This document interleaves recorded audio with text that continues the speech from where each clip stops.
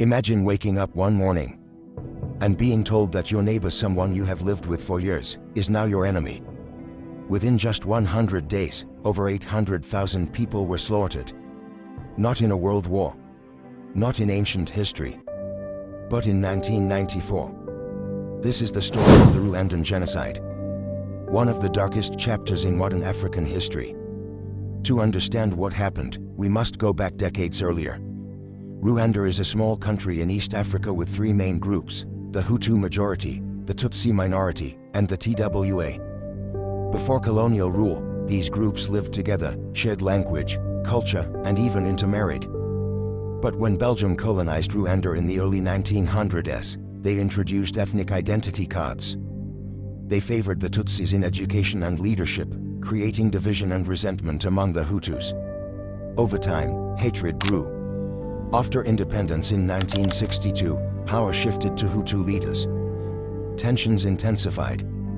Many Tutsis fled the country due to violence and discrimination. But the worst was yet to come. On the 6th of April, 1994, a plane carrying Rwanda's President Juvenal Habyarimana was shot down. Within hours, extremist Hutu leaders blamed the Tutsis. That night, roadblocks were set up. Lists of Tutsis were distributed. And the killing began. What followed was unimaginable. Armed militias known as the Interahamwe went door to door. Men, women, and children were targeted simply because of their ethnicity. Many were killed with machetes. Churches, once places of safety, became massacre sites. Neighbors turned against neighbors. Radio stations broadcast messages encouraging people to eliminate the cockroaches, a hateful term used for Tutsis. Even moderate Hutus who refused to participate were killed. The violence spread across the country with terrifying speed. In just 100 days, an estimated 800,000 to 1 million people were murdered. That is about 8,000 people per day. The world watched. The United Nations had peacekeepers on the ground, but they were underpowered and restricted. Major global powers avoided calling it genocide, because that word required action. By July 1994, the Rwandan Patriotic Front, led by Paul Kagame, captured Kigali and ended the genocide. But Rwanda was left shattered. Families destroyed.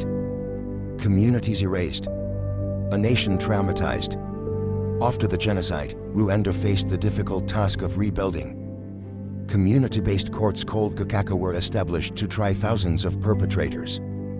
The country banned ethnic identification and promoted unity under one national identity, Rwandan. Today, Rwanda is often cited for its economic recovery and stability.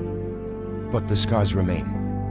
The Rwandan genocide teaches us a painful lesson. Hatred does not begin with violence. It begins with words, with division, with propaganda. And when the world stays silent, evil grows louder. History is not just about the past. It is a warning for the future. If this story moved you, like this video, share it, and subscribe to Nelson Story TV for more real stories that shaped our world. And tell me in the comments, what do you think the world should have done differently in 1994?